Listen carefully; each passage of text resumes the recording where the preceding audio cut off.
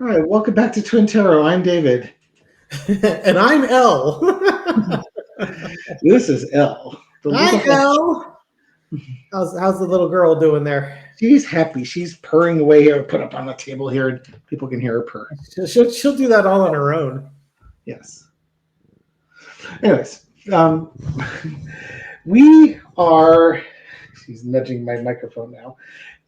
This is going to be a reading on Jimmy Carter.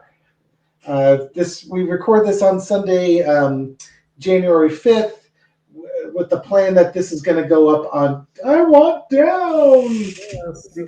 And I've got the black cat over here too, yes. And I think she's going to jump up and annoy him and join him up on the chair because she kind of does that sort of thing. That's my chair. Get off. Jimmy Carter. Jimmy Carter was not a popular name in our house growing up. Father was heavily involved in the Republican Party, probably still had some sour grapes from Nixon. Ford basically killed any chance he had of being reelected because he went ahead and pardoned Nixon as opposed to let Nixon be held accountable, which is probably why we're in the mess we're in now. Indeed. If you want to trace it back to presidential accountability when they break the law. And he double-digit inflation, double-digit unemployment, just a mess that guy got himself into. The Iranian hostage crisis. Right, and then you find out later that they had negotiated the release of the prisoners, but the negotiators were saying, hold on to him until Reagan gets in and then release him so that the Republicans could have a political win. Yep. And I remember when the hostages were released, my father fell right into, they were scared of Reagan. That's why they did that. I remember that too. Yeah, he was all pleased. It's like, it took the Republicans coming into office. Yeah. Iran to big man drag knuckles, it's you can look back, what were we were 13 years old when that happened. Thereabouts, 14 years old. You don't think about how long those negotiations were going on. It's just that, they as soon as they inaugurated Reagan, they released the hostages. Yeah. So, Carter was not a beloved president in our household growing up. That doesn't mean he wasn't beloved in other households, but we grew up in a conservative household. Yes. But I think history has looked back on Jimmy Carter, not just his presidency, but his post-presidency on how much he did after he got done being president. Yeah. And he will be looked upon quite favorably on his legacy, on his 10 of Pentacles is going to be a great. Sure, absolutely does in my household and yours too. Yeah, the guy was a fantastic human being. He was just president at a really lousy time. Yeah, exactly. He was dealt a lousy hand, and then then you have people undermining his hand even worse. And probably his biggest mistake was canceling the Olympics in 1980. That was probably and I think I even read something that was one of his biggest regrets was not having the United States attend the 1980 Olympics, boycotting them. But the living embodiment of a true Christian, living those Christian values, being of service to others, building houses for House for Humanity and Habitat for Humanity, and through the Carter Foundation, working at getting rid of. There was one worm parasite that they were trying to get rid of, and just doing everything by the teachings of Christ. Now, if you're agnostic or atheist, I'm not trying to make you uncomfortable or anything along those lines, but for those following Christian tenets, one of the things, treat others like you would like to be treated and be of service, especially to the marginalized. Yeah, something that these the current MAGA Christians seem to have no concept. They would call Jesus a libtard and a Marxist, socialist, fascist, whatever, and totally missed the point. Carter was an amazing human being and basically showed us the proper way of conducting ourselves. Yeah, so if you're agnostic or atheist, you can just look and say, hey, he was a good guy. Yeah, exactly. He was kind. He was generous. He was giving. He helped other people. If the world would be a better place if more Jimmy Carter's in it. Then he was just a good human being. Yeah. So we want to read on the energy of January 9th as Carter is laid to rest. Maybe if we're feeling snarky by the end of it, Trump seems to be all bent out of shape that the flags will be half staff. I called it half mast in my other video. Mast is on a ship, staff is on the earth. It's going to be half staff when the inauguration happens, assuming it happens on January 20th. Mm-hmm. And what a metaphor that is. Yes. I did a video called Jimmy Carter's gift to the U.S.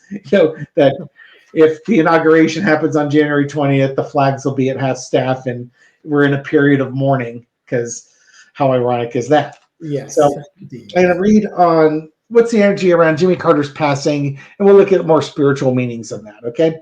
So this will be for entertainment purposes only. This will be a less political reading, other than the fact that we're reading on a political figure. Foundation of the reading is the Page of Swords, starting out with new ideas, fresh ideas. Carter was very different. He's this Georgia peanut farmer coming into politics in the early 70s, speaking out against segregation and such. And he was a young man, so to speak, when he went into the White House. So there's this great youthful energy and youthful ideas being brought forward that he was able to manifest and bring forward. It's unfortunate he didn't have more of an opportunity to bring more of his ideas. He was also only one of the few presidents that didn't win re-election. But he was successful and a true leader in every sense of the word. And I think, again, part of his leadership, the thing that really put truth to power type thing, were his ideas of how to conduct himself and the things that he did going forward. In the past Page of Pentacles, he was a man of ideas and communicating those ideas and those values.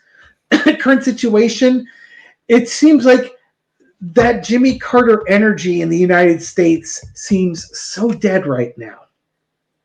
And not only that, he was vilified for trying to come up with new ideas. He put solar panels on the White House, for God's sake. What does Reagan do? The first thing goes in there, takes them down. It's just constantly dealing with petty bullshit from the troglodytes on the right. And sorry, but we grew up in a right family, in a right-leaning family, and Gary and I both voted for Reagan in 1984 when we could first vote. Yep.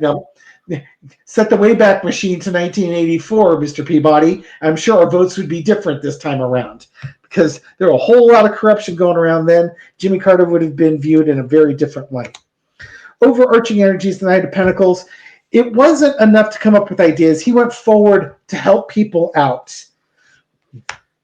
The lesson to be learned, King of Swords. He was a true leader. He went from the Page of Swords to the King of Swords. Came up from great ideas and implemented great ideas, even if other people were trying to knock him down in the process. Out comes the Four Swords, and now he lies in state to be buried on the family farm on January 9th. Blink, blink, and I'm back. So what we were referring to earlier is Carter became president at a good man at a really rotten time. Yeah. It's kind of almost like what happened to Obama. Obama takes office just as everything's imploding on him. Unfortunately for Carter, it was imploding towards the end of his presidency. Yeah, not right at the beginning. And that was the benefit that Reagan had, was the lousy economy was right at the beginning, where he could sort of blame it on the previous administration, take the steps he needed to take, and get the economy rolling again when it was time for the 84 election cycle. And so what I was curious was, what were the causes of the stagflation in the 70s? Stagflation is you have high unemployment and you have high inflation. And what it's saying here is the 73 and 79 oil crisis. That's I remember gas eclipsed $1 a gallon in the 70s. The odd even days for when you could get gas. Mind you, we were driving back then, but we still remember the odd even days. Oh yeah, totally remember that. The second big driver was monetary policy. That the Federal Reserve's monetary policy from the late 60s, early 70s was expansionary in maintaining full employment, which contributed. You got the wage price spiral where, as inflation is pushing up prices, workers want more money, and everything starts to spiral, right? One feeds the other. And then the final thing that they mentioned is the collapse of the Bretton Woods system in 1971, which led to the abandonment of the gold standard, which allowed more expansionary monetary policy. In other words, you could print more money. Right. So all of those things kind of came to a head in the late 70s, right when Carter's getting ready to run for re-election. Right. Now, mind you, neither one of us is advocating to go back to the gold standard. It's just that when they came off of it, there was a lack of self-control. Yes, I think would be a way to put it. So it's just one of those things where just bad timing. Yep. It's just and one of the reasons I voted for Obama was the first reason was I didn't like Sarah Palin. Oh God! And the Tea Party was that was fine. The Republican Party was already getting a step too far. And once Sarah Palin showed up, that was my Overton window had been eclipsed. I could no longer reach the Republican Party. The Democratic Party was now closer to my reach than the Republican Party. And so I voted for Obama. And then, he had to navigate us through that whole Great Recession of 2009 and all that nonsense that went on around that time. And when he came up for re-election, it's just like, you know what? I want to give this guy a chance because he really did a nice job navigating us through this stuff. And I would like to give him 4 years to see what he can really do. And he turned out to be just really one of the better presidents of the modern era. He just didn't have Congress to help him along that second term. Yeah, it would have been nice if he had a cooperative House and Senate. Yeah, that whole SCOTUS thing. We might have a slightly different look on the Supreme Court right now. Amen. So, what are the lessons we can learn from Jimmy Carter?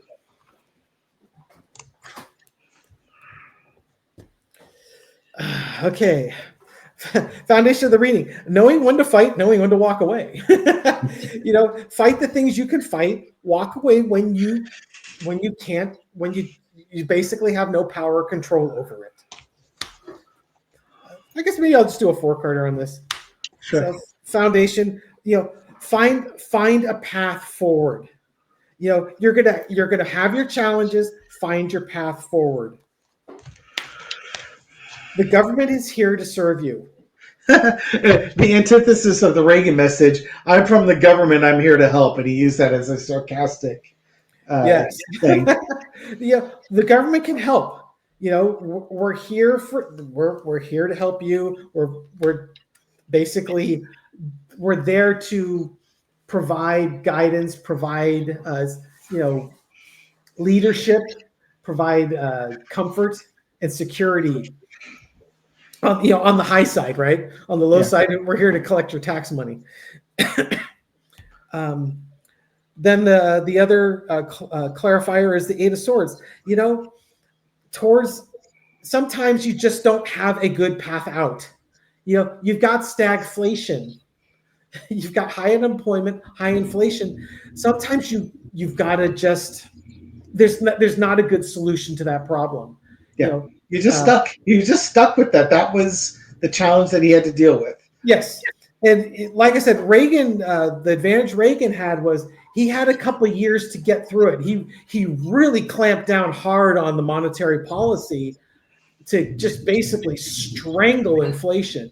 You might remember when your savings account used to get like 14% interest. Of course, your auto loan was at 20%, and who knows what the mortgages were. I don't even know what mortgages were back then.